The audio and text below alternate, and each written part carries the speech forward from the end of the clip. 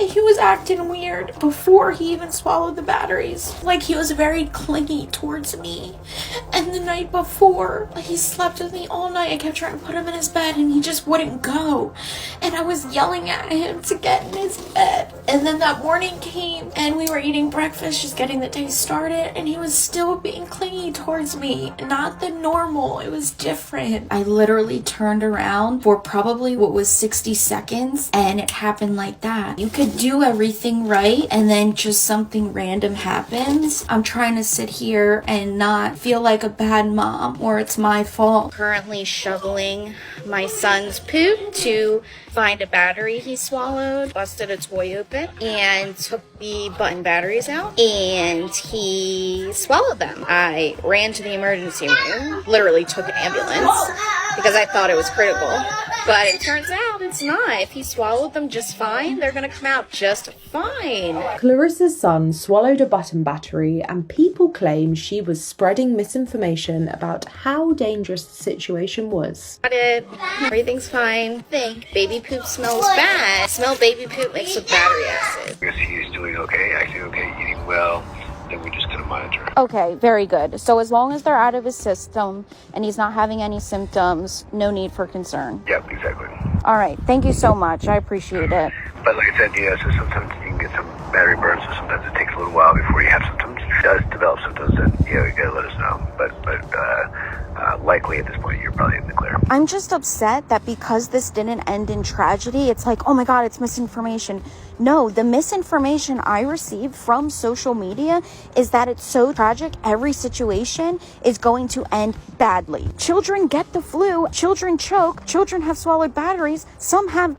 Not every case is like that. You need to know the child's age, what type of battery they swallowed. Luckily for him, it was an LR44, one of the smallest button batteries there are, which was helpful for him to be able to digest much easier than if it would have been a bigger one. God forbid, had it have gotten stuck, I was able to take him to the emergency room in time to get it removed sooner than later. The situation is critical, but every child is not going to end up in critical condition. Mine did not. It's a huge responsibility to look after somebody. We're all imperfect. You can't be there at every single moment and look at everything they do. Not everything is in your control. I'm just so glad everything's okay because everything could have, it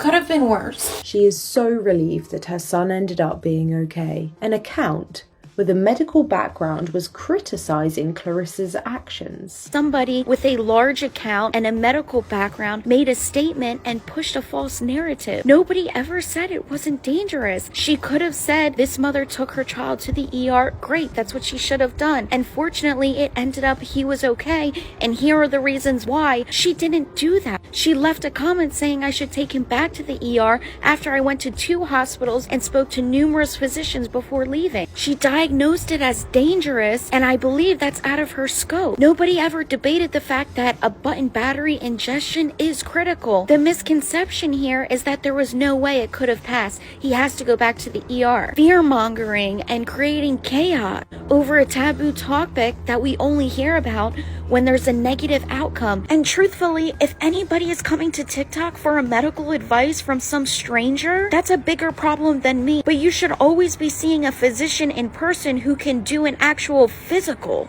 on you and know your history. Another medical professional claims she didn't take it seriously enough. Never said anything about it not being a big deal and putting that into the universe. I never said that. To put that weight on me as a medical professional is alarming. Nobody ever said it wasn't a big deal. I said it was critical. I canceled my whole day, my daughter's birthday party. I took an ambulance. I took him to the ER. I took him to 2 ERs. If it passed just fine, he would be just fine. Which means it didn't get hung up. It's not in his esophagus. It hit his stomach. It's moving progressively. There is no complications. He's asymptomatic. The button batteries came out intact. He would be fine. That's what I said. I was talking about my son and my experience. It's always critical at the beginning to get them to the emergency room. Nobody is denying that. We're talking about children, their health. something that could be fatal, something that I just went through that was traumatic, and you want to put this extra weight on me as a medical professional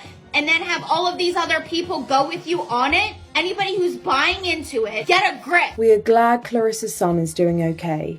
In the comments, she received a lot of backlash for her apparent lack of concern in her original video, with one person saying, "Oh my god, no, please go to a different emergency department right now." While another said, "I just don't understand how you can say you didn't say it was dangerous when your exact words were, 'I thought it was an emergency, but it turns out if you swallow it just fine, you will pass it through just fine.'" That's a general statement. That's what people are upset with.